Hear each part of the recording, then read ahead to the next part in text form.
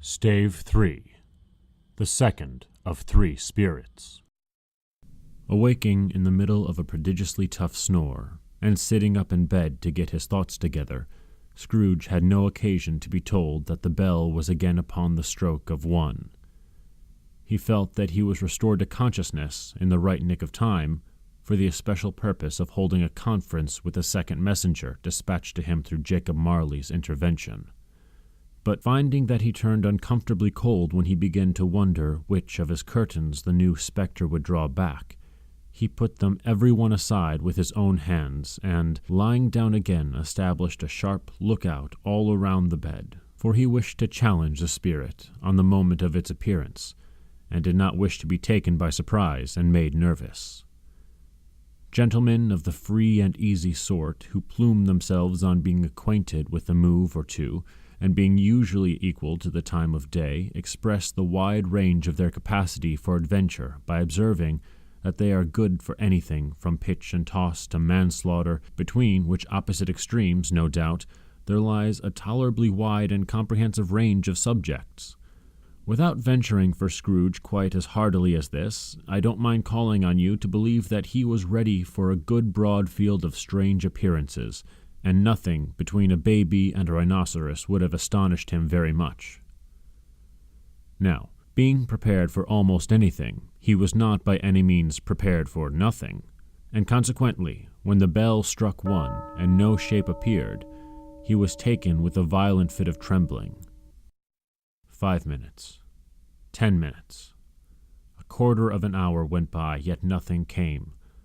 All this time he lay upon his bed, the very core and center of a blaze of ruddy light, which streamed upon him when the clock proclaimed the hour, and which, being only light, was more alarming than a dozen ghosts, as he was powerless to make out what it meant, or would be at, and was sometimes apprehensive that he might be at the very moment an interesting case of spontaneous combustion, without having the consolation of knowing it. At last, however, he began to think, as you or I would have thought at first, for it is always the person not in the predicament who knows what ought to have been done on it, and would unquestionably have done it too. At last, I say, he began to think that the source and secret of this ghostly light might be in the adjoining room, from whence, on further tracing it, it seemed to shine. This idea taking full possession of his mind, he got up softly and shuffled in his slippers to the door. The moment Scrooge's hand was on the lock, a strange voice called him by his name, and bade him enter. He obeyed. It was his own room, there was no doubt about that, but it had undergone a surprising transformation. The walls and ceiling were so hung with living green that it looked a perfect grove, from every part of which bright gleaming berries glistened.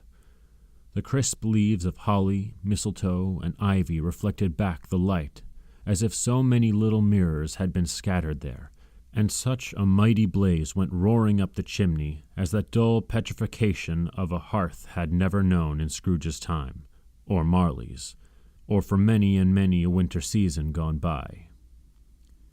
Heaped up on the floor to form a kind of throne were turkeys, geese, game, poultry, brawn, great joints of meat, sucking pigs, long wreaths of sausages, mince pies, plum puddings, barrels of oysters, red-hot chestnuts, cherry-cheeked apples, juicy oranges, luscious pears, immense twelfth cakes, and seething bowls of punch that made the chamber dim with their delicious steam. In easy state upon his couch there sat a jolly giant, glorious to see, who bore a glowing torch, in shape not unlike Plenty's horn, and held it high up to shed its light on Scrooge as he came peeping round the door. "Come in," exclaimed the ghost. "Come in, and know me better, man." Scrooge entered timidly, and hung his head before the spirit. He was not the dogged Scrooge he had been, and though the spirit's eyes were clear and kind, he did not like to meet them. "I am the ghost of Christmas present," said the spirit. "Look upon me." Scrooge reverently did so. It was clothed in one simple deep green robe, or mantle bordered with white fur. This garment hung so loosely on the figure that its capacious breast was bare, as if disdaining to be warded or concealed by any artifice. Its feet, observable beneath the ample folds of the garment, were also bare, and on its head it wore no other covering than a holly wreath, set here and there with shining icicles. Its dark brown curls were long and free as its genial face, its sparkling eye, its open hand, its cheery voice, its unconstrained demeanor, and its joyful air. Girded round its middle was an antique scabbard, but no sword was in it, and the ancient sheath was eaten up with rust. "You have never seen the like of me before," exclaimed the spirit. "Never," Scrooge made to answer it.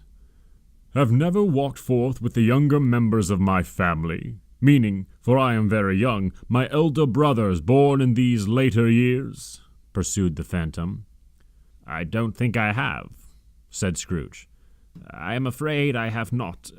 Have you had many brothers, spirit?" "More than 1,800, said the ghost. "A tremendous family to provide for," muttered Scrooge. The ghost of Christmas Present rose. "Spirit," said Scrooge submissively, "conduct me where you will. I went forth last night in compulsion, and I learnt a lesson which is working now. Tonight, if you have aught to teach me, let me profit by it." "Touch my robe." Scrooge did as he was told, and held it fast. Holly, mistletoe, red berries, ivy, turkeys, geese, game, poultry, brawn, meats, pigs, sausages, oysters, pies, puddings, fruit, and punch all vanish instantly. So did the room, the fire, the ruddy glow, the hour of night, and they stood in the city street on Christmas morning, where, for the weather was severe, the people made a rough but brisk and not unpleasant kind of music in scraping the snow from the pavement in front of their dwellings, and from the tops of their houses, whence it was mad delight to the boys to see it come plumping down onto the road below, and splitting into artificial little snowstorms. The house fronts looked black enough, and the windows blacker, contrasting with the smooth white sheet of snow upon the roofs, and with the dirtier snow upon the ground, which last deposit had been plowed up in deep furrows by the heavy wheels of carts and wagons, furrows that crossed and recrossed each other hundreds of times, where the great streets branched off, and made intricate channels hard to trace in the thick yellow mud and icy water. The sky was gloomy, and the shortest streets were choked up with a dingy mist, half thawed, half frozen, whose heavier particles descended in a shower of sooty atoms, as if all the chimneys in Great Britain had, by one consent, caught fire, and were blazing away to their dear heart's content. There was nothing very cheerful in the climate or the town, and yet was there an air of cheerfulness abroad that the clearest summer air and brightest summer sun might have endeavored to diffuse in vain. For the people who were shoveling away on the housetops were jovial and full of glee, calling out to one another from the parapets, and now and then exchanging a fastidious snowball, better-natured missile far than many a wordy jest, laughing heartily if it went right, and not less heartily if it went wrong. The poulterers' shops were still half open, and the fruiterers were radiant in their glory. There were great round pot-bellied baskets of chestnuts, shaped like the waistcoats of jolly old gentlemen, lolling at the doors and tumbling out into the streets in their apoplectic opulence. There were ruddy, brown-faced, broad-girthed Spanish onions shining in the fatness of their growth like Spanish friars, and winking from their shelves in wanton shyness at the girls as they went by, and glanced demurely at the hung-up mistletoe. There were pears and apples clustered high in blooming pyramids. There were bunches of grapes, made in the shopkeeper's benevolence, to dangle from conspicuous hooks that people's mouths might water gratis as they passed. There were piles of filberts, mossy and brown, recalling in their fragrance ancient walks among the woods, and pleasant shufflings ankle-deep through withered leaves.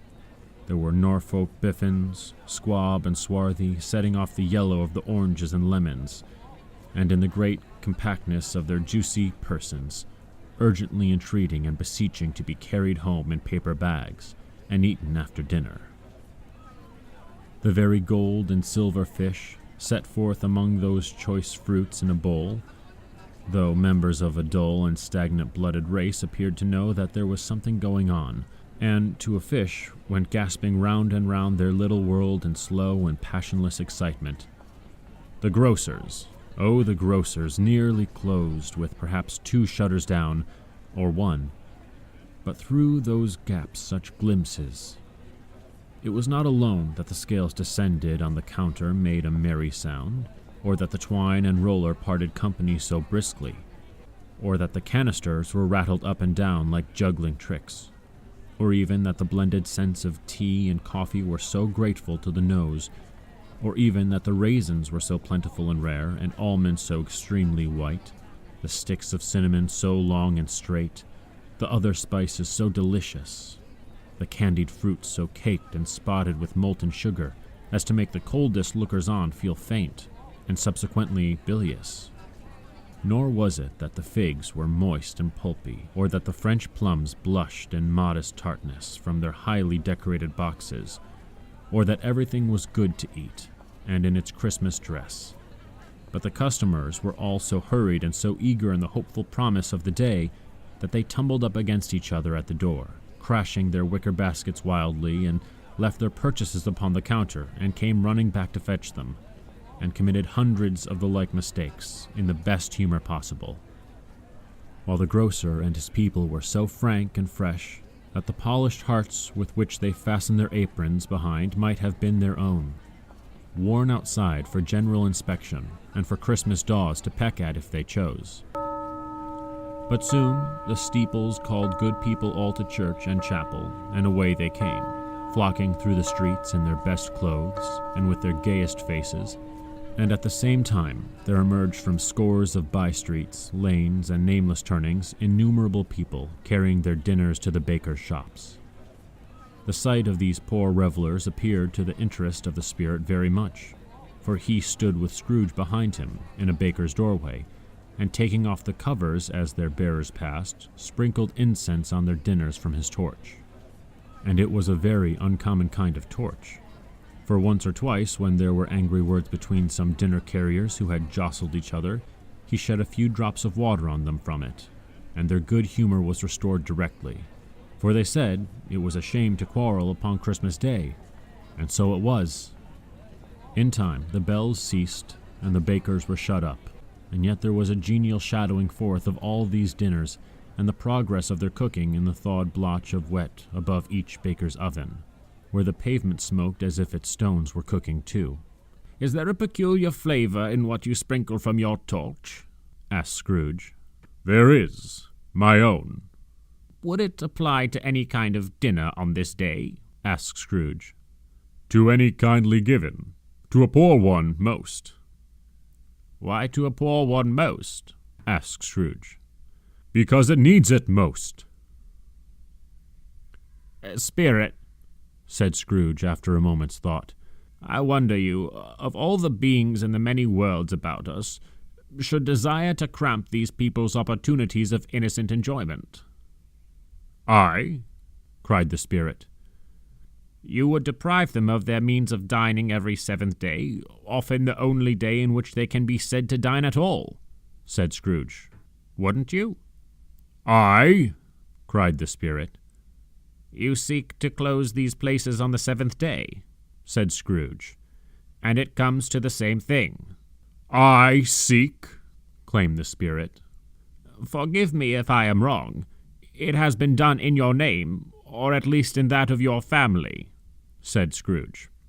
"There are some upon this earth of yours," returned the spirit, "who lay claim to know us, and who do their deeds of passion, pride, ill will, hatred, envy, bigotry, and selfishness in our name, who are as strange to us in all our kith and kin as if they had never lived.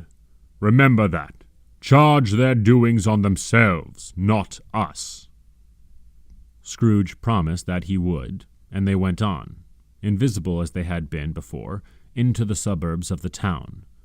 It was a remarkable quality of the ghost, which Scrooge had observed at the baker's, that notwithstanding his gigantic size, he could accommodate himself to any place with ease, and that he stood beneath the low roof quite as gracefully as like a supernatural creature as it was possible he could have done in any lofty hall. And perhaps it was the pleasure the good spirit had in showing off his power of his, or else it was his own kind, generous, hearty nature, and his sympathy with all poor men that led him straight to Scrooge's clerk. For there he went, and took Scrooge with him, holding to his robe, and on the threshold of the door the spirit smiled and stopped to bless Bob Cratchit's dwelling with a sprinkling of his torch. Think of that. Bob had but 15 bob a week himself. He pocketed on Saturdays but 15 copies of his Christian name, and yet the ghost of Christmas present blessed his 4-roomed house. Then up rose Mrs. Cratchit, Cratchit's wife, dressed out but poorly in a twice-turned gown, but brave in ribbons, which are cheap, and make a goodly show for 6 pence. And she laid the cloth, assisted by Belinda Cratchit, second of her daughters, also brave in ribbons, while Master Peter Cratchit plunged a fork into the saucepan of potatoes, and getting the corners of his monstrous shirt-collar, Bob's private property conferred upon his son and heir in the honor of the day, into his mouth, rejoiced to find himself so gallantly attired, and yearned to show his linen in the fashionable parks. And now 2 smaller Cratchits, boy and girl, came tearing in, screaming that outside the baker's they had smelt the goose, and known it for their own. And basking in luxurious thoughts of sage and onion, these young Cratchits danced about the table, and exalted Master Peter Cratchit to the skies, while he, not proud, although his collars nearly choked him, blew the fire until the slow potatoes, bubbling up, knocked loudly at the saucepan lid to be let out and peeled. "What has ever got your precious father, then?" said Mrs. Cratchit, "and your brother Tiny Tim? And Martha weren't as late last Christmas Day by half an hour? Here's Martha, mother," cried the 2 young Cratchits. "Hurrah, there is such a goose, Martha!" "Well, why, bless your heart alive, my dear, how late are you?" said Mrs. Cratchit, kissing her a dozen times, and taking off her shawl and bonnet for her with officious zeal. "We'd a deal of work to finish up last night," replied the girl, "and had to clear away this morning, mother." "Well, never mind so long as you are come," said Mrs. Cratchit.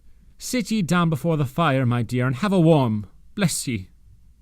No, there's father coming," cried the 2 young Cratchits, who were everywhere at once. "Hide, Martha, hide!" So Martha hid herself, and in came little Bob, the father, with at least 3 feet of comforter, exclusive to the fringe, hanging down before him, and his threadbare clothes darned up and brushed to look seasonable, and Tiny Tim upon his shoulder. Alas, for Tiny Tim he bore a little crutch, and had his limb supported by an iron frame. "Why, where's our Martha?" cried Bob Cratchit, looking round. "Not coming," said Mrs. Cratchit. "Not coming," said Bob with a sudden declension in his high spirits, for he had been Tim's blood horse all the way from church, and had come home rampant. "Not coming upon Christmas Day?" Martha didn't like to see him disappointed if it were only for a joke, so she came out prematurely from behind the closet door, and ran into his arms, while the 2 young Cratchits hustled Tiny Tim, and bore him off into the wash-house, that he might hear the pudding singing in the copper. "And how did little Tim behave?" asked Mrs. Cratchit, when she had rallied Bob on his credulity, and Bob had hugged his daughter to his heart's content. "As good as gold," said Bob, "and better. Somehow, he gets thoughtful sitting by himself so much, and thinks the strangest things you ever heard. He told me, coming home, that he hoped the people saw him in church, because he was a cripple, and it might be pleasant to them to remember upon Christmas Day who made lame beggars walk and blind men see." Bob's voice was tremulous when he told them this, and trembled more when he said that Tiny Tim was growing strong and hearty. His active little crutch was heard upon the floor, and back came Tiny Tim before another word was spoken, escorted by his brother and sister to a stool beside the fire.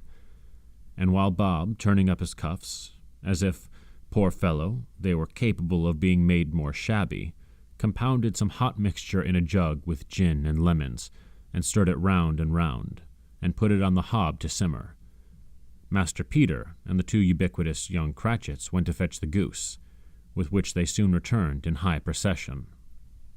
Such a bustle ensued that you might have thought a goose the rarest of all birds, a feathered phenomenon, to which a black swan was a matter of course.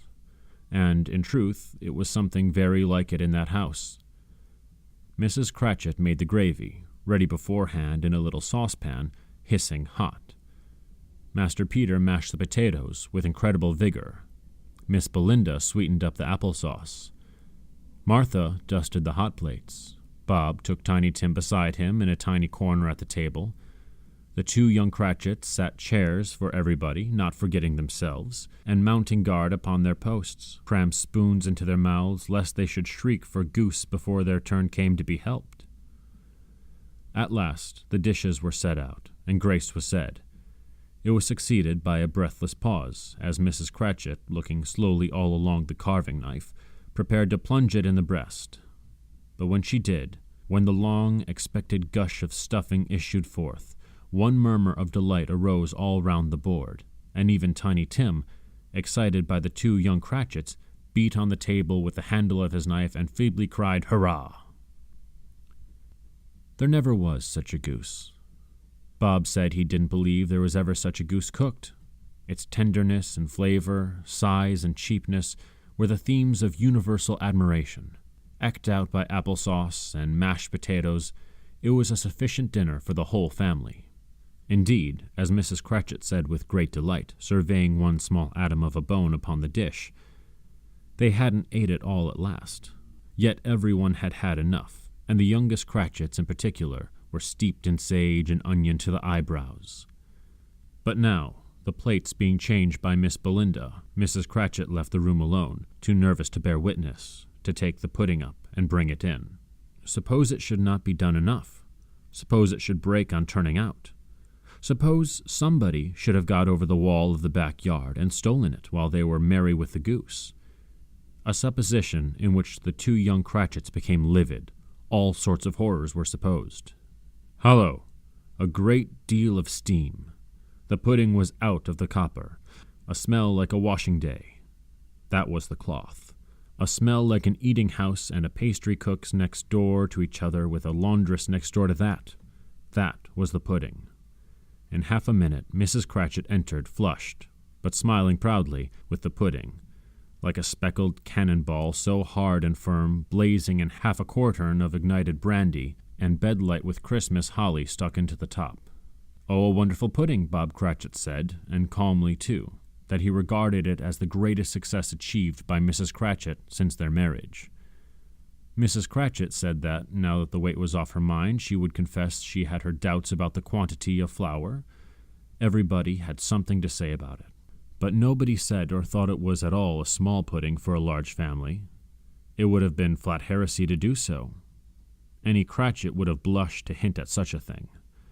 At last the dinner was all done, the cloth was cleared, the hearth swept, and the fire made up. The compound in the jug being tasted and considered perfect, apples and oranges were put upon the table and a shovel full of chestnuts on the fire. Then all the Cratchit family drew round the hearth in what Bob Cratchit called a circle, meaning half a one, and at Bob Cratchit's elbow stood the family display of glass, 2 tumblers and a custard cup without a handle. These held the hot stuff from the jug, however, as well as golden goblets would have done, and Bob served it out with beaming looks while the chestnuts on the fire sputtered and cracked noisily. Then Bob proposed, "A Merry Christmas to us all, my dears. God bless us," which all the family re-echoed. "God bless us, everyone," said Tiny Tim, the last of all. He sat very close to his father's side, upon his little stool. Bob held his withered little hand in his as if he loved the child, and wished to keep him by his side, and dreaded that he might be taken from him. "Spirit," said Scrooge with an interest he had never felt before, "tell me if Tiny Tim will live." "I see a vacant seat," replied the ghost, "in the poor chimney corner, and a crutch without an owner, carefully preserved. If these shadows remain unaltered by the future, the child will die." "No," said Scrooge. "Oh, no, kind spirit. Say he will be spared." "If these shadows remain unaltered by the future, none other of my race," returned the ghost, "will find him here. What then? If he be like to die, he had better do it, and decrease the surplus population. Scrooge hung his head to hear his own words quoted by the spirit, and was overcome with penitence and grief. Man, said the ghost, if man you be in heart, not adamant, forbear that wicked cant until you have discovered what the surplus is, and where it is. Will you decide what men shall live, what men shall die? It may be that, in the sight of heaven, you are more worthless and less fit to live than millions like this poor man's child. O God, to hear the insect on the leaf pronouncing on the too much life amongst his hungry brothers in the dust. Scrooge bent before the ghost's rebuke, and trembling cast his eyes upon the ground, but he raised them speedily on hearing his own name. Mr. Scrooge, said Bob. I'll give you Mr. Scrooge, the founder of the feast. The founder of the feast, indeed, cried Mrs. Cratchit, reddening. I wish I had him here. I'd give him a piece of my mind to feast on, and I hope he'd have a good appetite for it. My dear, said Bob, the children, Christmas Day. It should be Christmas Day, I am sure, said she, on which one drinks the health of such an odious, stingy, hard, unfeeling man as Mr. Scrooge. You know he is, Robert. Nobody knows it better than you do, poor fellow. My dear, was Bob's mild answer, Christmas Day. I'll drink his health for your sake and the day's, said Mrs. Cratchit. Not for his. Long life to him, a Merry Christmas and a Happy New Year. He'll be very merry and very happy, I have no doubt. The children drank the toast after her. It was the first of their proceedings which had no heartiness in it. Tiny Tim drank it last of all, but he didn't care twopence for it. Scrooge was the ogre of the family. The mention of his name cast a dark shadow on the party, which was not dispelled for full 5 minutes. After it had passed away, they were 10 times merrier than before, from the mere relief of Scrooge the baleful being done with. Bob Cratchit told them how he had a situation in his eye for Mr. Peter, which would bring in, if obtained, a full 5 and 6 pence weekly. The 2 young Cratchits laughed tremendously at the idea of Peter being a man of business, and Peter himself looking thoughtfully at the fire from between his collars, as if he were deliberating which particular investments he should favor when he came into the receipt of that bewildering income.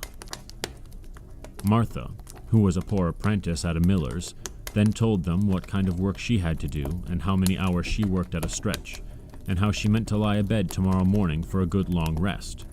Tomorrow being a holiday she passed at home.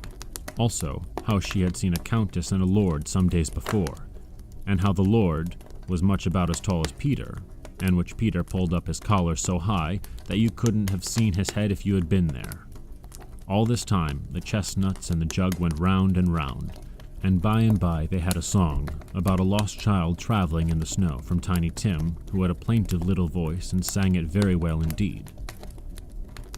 There was nothing of high marks in this. They were not a handsome family, they were not well dressed, their shoes were far from being waterproof, their clothes were scanty, and Peter might have known, and very likely did, the inside of a pawnbroker's. But they were happy, grateful, pleased with one another, and contented with the time, and when they faded and looked happier yet in the bright sprinklings of the spirit's torch at parting, Scrooge had his eye upon them, and especially on Tiny Tim, until the last. By this time it was getting dark, and snowing pretty heavily, and as Scrooge and the spirit went along the streets, the brightness of the roaring fires in the kitchen parlors, and all sorts of rooms, was wonderful. Here the flickering of the blaze showed preparations for a cozy dinner, with hot plates baking through and before the fire, and deep red curtains ready to be drawn to shut out cold and darkness. There all the children of the house were running out into the snow to meet their married sisters, brothers, cousins, uncles, aunts, and be the first to greet them.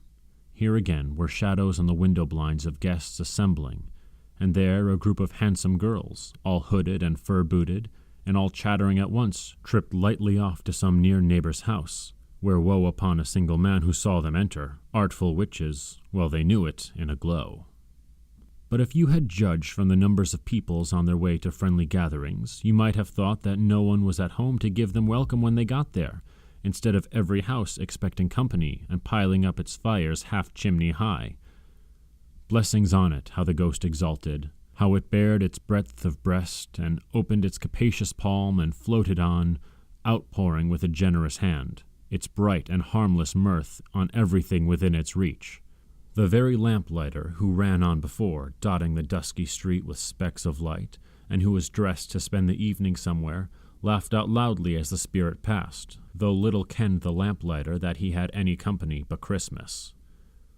And now, without a word of warning from the ghost, they stood upon a bleak and desert moor, where monstrous masses of rude stone were cast about, as though it were the burial place of giants, and water spread itself wheresoever it listed, or would have done so but for the frost that held it prisoner, and nothing grew but moss and furze and coarse, rank grass.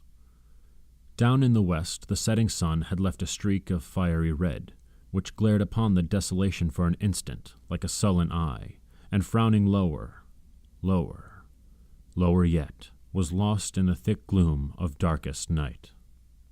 "What place is this?" asked Scrooge. "A place where miners live, who labor in the bowels of the earth," returned the spirit. "But they know me. See!" A light shone from the window of a hut, and swiftly they advanced towards it. Passing through the wall of mud and stone, they found a cheerful company assembled round a glowing fire. An old man and a woman, with their children and their children's children, and another generation beyond that, all decked out gaily in their holiday attire. The old man, in a voice that seldom rose above the howling of the wind upon a barren waste, was singing them a Christmas song. It had been a very old song when he was a boy, and from time to time they all joined in the chorus. So surely as they raised their voices, the old man got quite blithe and loud, and so surely as they stopped, his vigor sank again. The spirit did not tarry here, but bade Scrooge hold his robe, and passing on above the moor, sped whither? Not to see? To see. To Scrooge's horror, looking back, he saw the last of the land, a frightful range of rocks behind them, and his ears were deafened by the thundering of water, as it rolled and roared and raged among the dreadful caverns it had worn, and fiercely tried to undermine the earth. But upon a dismal reef of sunken rocks some league or so from shore, in which the waters chafed and dashed the wild year through, there stood a solitary lighthouse. Great heaps of seaweed clung to its base, and storm birds, born of the wind, one might suppose, as seaweed of the water, rose and fell about it, like the waves they skimmed. But even here, two men who watched the light had made a fire that through the loophole in the thick stone wall shed out a ray of brightness on the awful sea. Joining their horny hands over the rough table at which they sat, they wished each other Merry Christmas in their can of grog. And one of them, the elder too, with his face all damaged and scarred with hard weather, as the figurehead of an old ship might be, struck up a sturdy song that was like a gale in itself. Again the ghost sped on, above the black and heaving sea, on, until, being far away, as he told Scrooge, from any shore, they lighted on a ship. They stood beside the helmsman at the wheel, the lookout in the bow, the officers who had the watch, dark, ghostly figures in their several stations, but every man among them hummed a Christmas tune, or had a Christmas thought, or spoke below his breath to his companion of some bygone Christmas day, with homeward hopes belonging to it.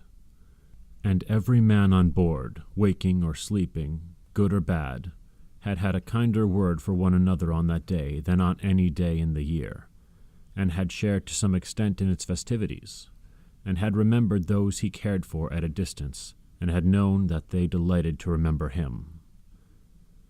It was a great surprise to Scrooge, while listening to the moaning of the wind, and thinking what a solemn thing it was to move on through the lonely darkness over an unknown abyss, whose depths were secrets as profound as death.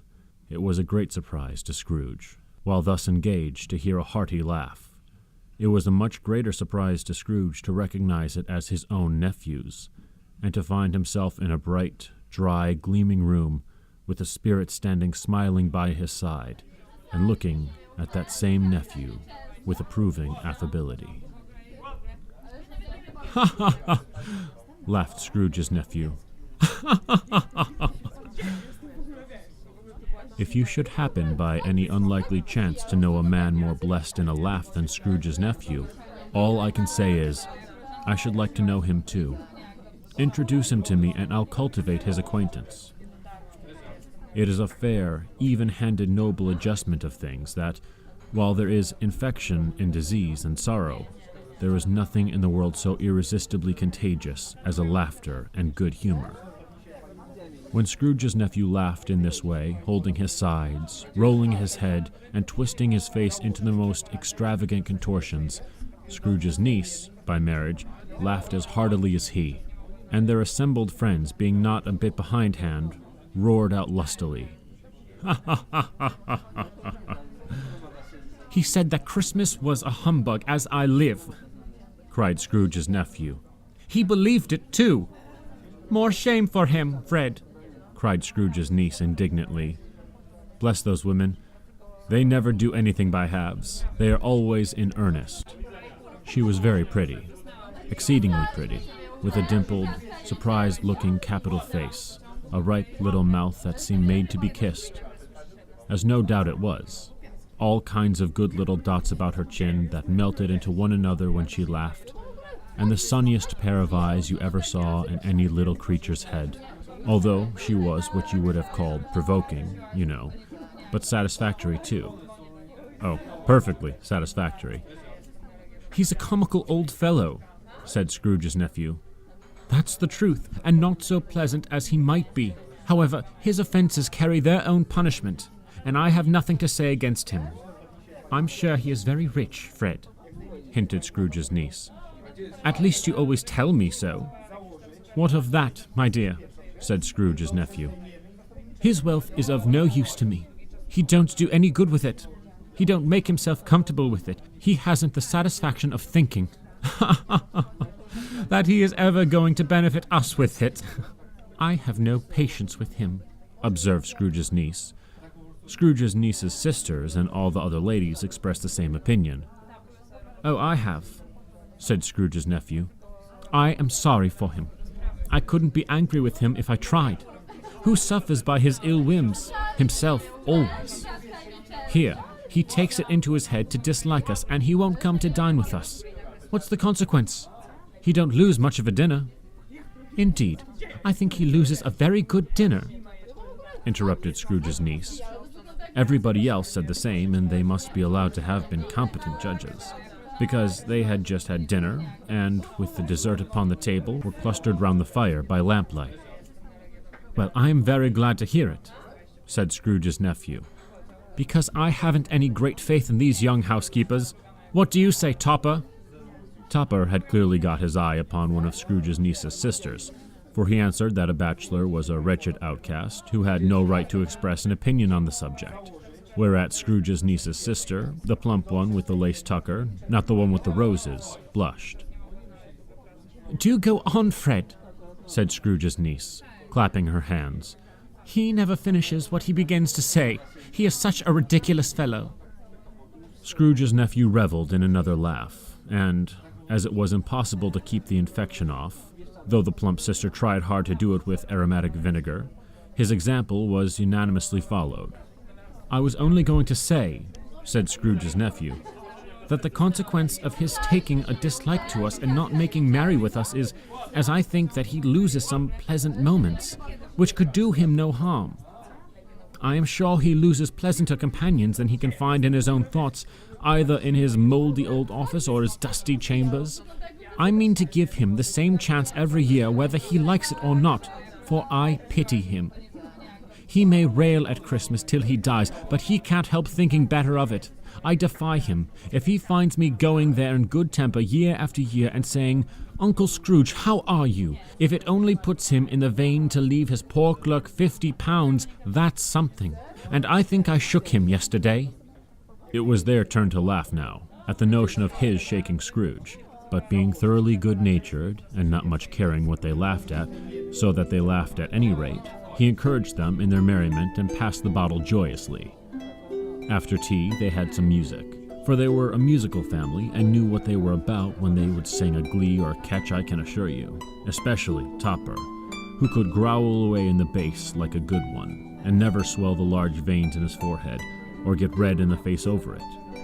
Scrooge's niece played well upon the harp, and played among other tunes a simple little air, A Mere Nothing, which had been familiar to the child who fetched Scrooge from the boarding school, as he had been reminded by the ghost of Christmas past. When this strain of music sounded, all the things that ghost had shown him came upon his mind.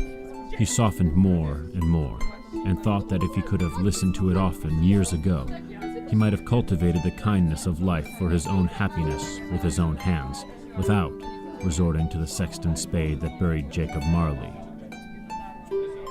But they didn't devote the whole evening to music.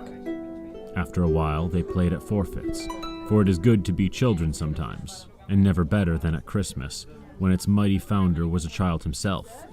There was a first game at Blindman's Bluff. Of course there was, and I no more believe Topper was really blind than I believe he had eyes on his boots. My opinion is that it was a done thing between him and Scrooge's nephew, and that the ghost of Christmas present knew it. The way he went after that plump sister in the lace tucker was an outrage on the cruelty of human nature, knocking down the fire irons, tumbling over the chains, bumping up against the piano, smothering himself against the curtains. Wherever she went, there he went. He always knew where the plump sister was. He wouldn't catch anybody else. If you had fallen up against him, as some of them did on purpose, he would have made a feint of endeavoring to seize you, which would have been an affront to your understanding, and would instantly have sidled off into the direction of the plump sister. She often cried out that it wasn't fair, and it really was not. But when at last he caught her, when in spite of all her silken rustlings and her rapid flutterings past him, he got her into a corner whence there was no escape, then his conduct was the most execrable. For his pretending not to know her, his pretending that it was necessary to touch her headdress, and further to assure himself of her identity by pressing a certain ring upon her finger, and a certain chain about her neck, was vile monstrous. No doubt he told him her opinion of it when, another blind man being in office, they were so very confidential together behind the curtains. Scrooge's niece was not one of the Blindman's Bluff party, but was made comfortable with a large chair and a footstool in a snug corner where the ghost and Scrooge were close behind her. But she joined in the forfeits, and loved her love to admiration with all the letters of the alphabet. Likewise, at the game of how, when, and where, she was very great, and to the secret joy of Scrooge's nephew, beat her sisters hollow, though they were sharp girls too, as Topper could have told you. There might have been 20 people there, young and old, but they all played, and so did Scrooge, for, wholly forgetting, in the interest he had in what was going on, that his voice made no sound in their ears, he sometimes came out with his guess quite loudly, and very often guessed right too, for the sharpest needle, the best Whitechapel warranted not to cut in the eye, was not sharper than Scrooge, blunt as he took it in his head to be. The ghost was greatly pleased to find him in this mood, and looked upon him with such favor that he begged like a boy to be allowed to stay until the guests departed, but this, the spirit said, could not be done. "Here is a new game," said Scrooge. "1 half-hour, spirit, only one." It was a game called Yes and No, where Scrooge's nephew had to think of something and the rest must find out what, he only answering to the questions yes or no, as the case was. The brisk fire of questioning to which he was exposed elicited from him that he was thinking of an animal, a live animal rather, a disagreeable animal, a savage animal, an animal that growled and grunted sometimes, and talked sometimes, and lived in London, and walked about the streets, and wasn't made a show of, and wasn't led by anybody, and didn't live in a menagerie, and was never killed in a market, and was not a horse, or an ass, or a cow, or a bull, or a tiger, or a dog, or a pig, or a cat, or a bear. At every fresh question that was put to him, this nephew burst into a fresh roar of laughter, and was so inexpressibly tickled that he was obliged to get up off the sofa and stamp. At last, the plump sister, falling into a similar state, cried out, I have found it out. I know what it is, Fred. I know what it is. What is it? Cried Fred. It's your Uncle Scrooge. Which it certainly was. Admiration was the universal sentiment, although some objected that the reply to, "Is it a bear?" ought to have been yes, inasmuch as an answer in the negative was sufficient to have diverted their thoughts from Mr. Scrooge, supposing they had ever had any tendency that way. He has given us plenty of merriment, I am sure, said Fred, and it would be ungrateful not to drink to his health. Here is a glass of mulled wine ready to our hand at the moment, and I say, Uncle Scrooge. Well, Uncle Scrooge, they cried. A Merry Christmas and a Happy New Year to the old man, whatever he is, said Scrooge's nephew. He wouldn't take it from me, but may he have it nevertheless. Uncle Scrooge. Uncle Scrooge had imperceptibly become so gay and light of heart that he would have pledged the unconscious company in return, and thanked them in an inaudible speech if the ghost had given him time. But the whole scene passed off in the breath of the last words spoken by his nephew, and he and the spirit were again upon their travels. Much they saw, and far they went, and many homes they visited, but always with a happy end. The spirit stood beside sick beds, and they were cheerful, on foreign lands, and they were close at home, by struggling men, and they were patient in their greater hope, by poverty, and it was rich, in almshouse, hospital, in misery's every refuge, where vain man, in his little brief authority, had not made fast the door, and barred the spirit out, he left his blessing, and taught Scrooge his precepts. It was a long night, if it were only a night, but Scrooge had his doubts of this, because the Christmas holidays appeared to be condensed into the space of time they passed together. It was strange, too, that while Scrooge remained unaltered in his outward form, the ghost grew older, clearly older. Scrooge had observed this change, but never spoke of it, until they left a children's 12th night party, when, looking at the spirit as they stood together in an empty place, he noticed that its hair was gray. "Are spirits' lives so short?" asked Scrooge. "My life upon this globe is very brief," replied the ghost. "It ends tonight." "Tonight?" cried Scrooge. "Tonight at midnight. Hark, the time is drawing near." The chimes were ringing the 11:15 at that moment. "Forgive me if I am not justified in what I ask," said Scrooge, looking intently at the spirit's robes. "But I see something strange and not belonging to yourself protruding from your skirts. Is it a foot or a claw?" "It might be a claw, for the flesh there is upon it," was the spirit's sorrowful reply. "Look here." From the foldings of its robe it brought 2 children, wretched, abject, frightful, hideous, miserable. They knelt down at his feet and clung upon the outside of its garment. "Oh, man, look here! Look! Down here!" exclaimed the ghost. They were a boy and a girl, yellow, meager, ragged, scowling, wolfish, but prostrate too in their humility, where graceful youth should have filled their features out and touched them with its freshest tints. A stale and shriveled hand, like that of age, had pinched and twisted them and pulled them into shreds. Where angels might have sat enthroned, devils lurked and glared out menacingly. No change, no degradation, no perversion of humanity in any grade. Through all the mysteries of wonderful creation has monsters half so horrible and dread. Scrooge started back, appalled.